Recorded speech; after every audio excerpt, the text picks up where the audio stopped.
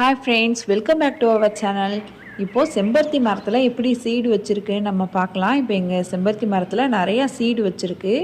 எல்லா செம்பருத்தி மரத்துலையும் இந்த மாதிரி சீடு வைக்காது, ஏதாச்சும் ஒரு மரத்தில் தான் இந்த மாதிரி வைக்கும்.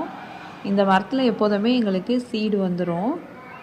ஆனால் இந்த சீடு போட்டு இது வரைக்கும் எங்களுக்கு எந்த செடியும் இது வரைக்கும் வளர்ந்ததில்லை. பூ பூத்து முடிஞ்சதுக்கு அப்புறமா இந்த மாதிரி கோவக்காய் மாதிரி அதில் ஒரு காய் காய்க்கும். இந்த காய் காஞ்சதுக்கு அப்புறம் வெடித்து அது உள்ளார்க்கிந்து சீடு வரும். இந்த மாதிரி இதே மரத்தில் நாங்கள் கிளை உடச்சி வச்சு அது இன்னொரு மரமாகி அதுவும் இதே மாதிரி செம்பருத்தி பூ பூத்ததுக்கப்புறம் சீடு வரும். இது காஞ்சி போனதுக்கப்புறம் இந்த மாதிரி வெடித்து வரும். அதில் உள்ளார பெப்பர் மாதிரி குட்டி குட்டியாக சீடு இருக்கும். இதே மரம் எங்கள் பாட்டி வீட்லேயே இருக்குது. அவங்க வீட்லேயும் செம்பருத்தி பூ பூத்ததுக்கப்புறமா இதே மாதிரி தான் சீடு வரும்.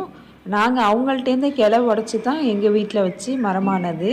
அதுக்கப்புறம் எங்கள் வீட்லேயும் நாங்கள் இன்னொரு கிளை உடச்சி வச்சு அந்த மரமும் இதே மாதிரி பூ பூத்ததுக்கப்புறமா சீடு வைக்கும். புதுசாக யாராச்சும் பார்க்குறாங்கன்னா கேட்பாங்க, செம்பருத்தி மரத்தில் கோவக்காய் மாதிரி காய்ச்சிருக்கே என்ன அப்படின்னு. ஆனால் எங்களுக்கு எப்போதுமே பூ பூத்து முடிஞ்சதுக்கப்புறமா இந்த மாதிரி நிறையா சீடு இருக்கும். அதுவாக காஞ்சி வெடித்து உள்ளாருக்க அழகாக இருக்கும். பெப்பர் மாதிரி குட்டி குட்டியாக இருக்கும். இந்த வீடியோ உங்களுக்கு பிடிச்சிருந்துச்சுன்னா லைக் பண்ணுங்கள், ஷேர் பண்ணுங்கள், கமெண்ட் பண்ணுங்கள். மறக்காமல் சப்ஸ்கிரைப் பண்ணிவிட்டு பக்கத்தில் உள்ள பெல் ஐக்கானை கிளிக் பண்ணிவிடுங்க. தேங்க்ஸ் ஃபார் வாட்சிங்.